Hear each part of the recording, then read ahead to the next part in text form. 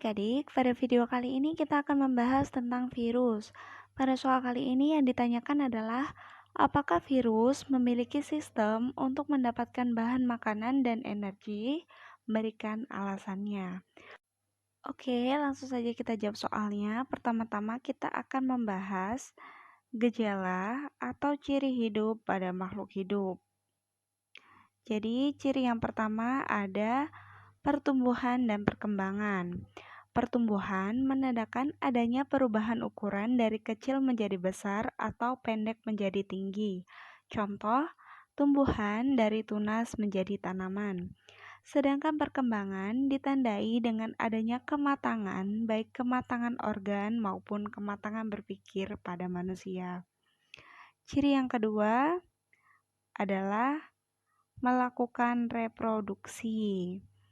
Nah, reproduksi adalah kemampuan makhluk hidup untuk berkembang biak memperbanyak diri dengan cara membelah diri atau dengan cara perkawinan. Dan ciri yang ketiga, ada metabolisme yaitu proses biokimia yang bertujuan untuk mempertahankan hidup pada satu organisme. Nah, setelah kita membahas gejala atau ciri dari makhluk hidup, kita akan membahas virus sebagai makhluk hidup.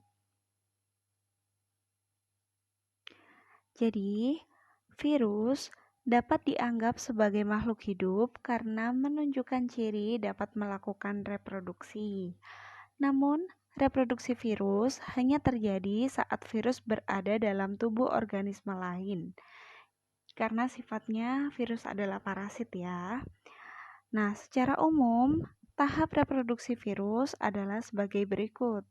Yang pertama ada tahap pelekatan, yaitu saat virus melekat pada sel yang akan diinfeksi atau biasa kita sebut dengan sel inang. Yang kedua ada tahap penetrasi, yaitu tahap di mana virus atau materi genetik dari virus masuk dalam sitoplasma sel inang. Yang ketiga ada tahap replikasi dan sintesis, yaitu tahap di mana terjadi perbanyakan virus di dalam sel inang, yang mana sel inang akan dikendalikan oleh materi genetik virus, sehingga sel dapat membuat komponen virus, yaitu asam nukleat dan protein. Pada tahap keempat adalah tahap pematangan, yaitu penyusunan asam nukleat dan protein virus menjadi partikel virus yang utuh. Terakhir ada tahap pelepasan, yaitu tahap di mana partikel virus keluar dari sel inang dengan memecahkan sel tersebut. Selanjutnya, kita akan membahas ciri khusus yang dimiliki oleh virus. Jadi, virus memiliki ciri khusus yang membedakannya dengan makhluk hidup lain. Yang pertama, berukuran 20 hingga 300 mm yang mana hanya dapat dilihat dengan mikroskop elektron. Yang kedua, virus bukan berupa sel atau aseluler dan hanya berupa partikel yang disebut virion. Yang ketiga, virus hanya mampu berkembang biak dan hidup pada sel yang cocok. Yang keempat, virus tidak dapat membelah diri. Yang kelima, virus tidak memiliki sitoplasma dan organel sel sehingga tidak dapat melakukan metabolisme serta bersifat parasit. Selanjutnya, virus mampu mengalami mutasi secara mendadak atau tiba-tiba dan juga dapat melakukannya secara perlahan. Yang terakhir,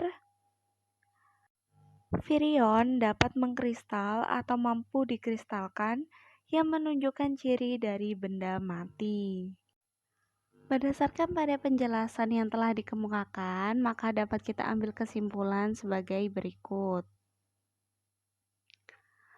Virus tidak mempunyai sistem untuk mendapatkan bahan makanan dan energi.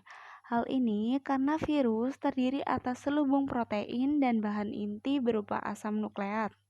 Selain itu, virus tidak memiliki ciri kehidupan lain selain reproduksi yang hanya dapat terjadi ketika virus berada pada sel organisme lain atau parasit, sehingga virus tidak membutuhkan bahan makanan ataupun energi untuk bertahan hidup. Sekian video kali ini, semoga dapat membantu. Sampai bertemu pada video selanjutnya.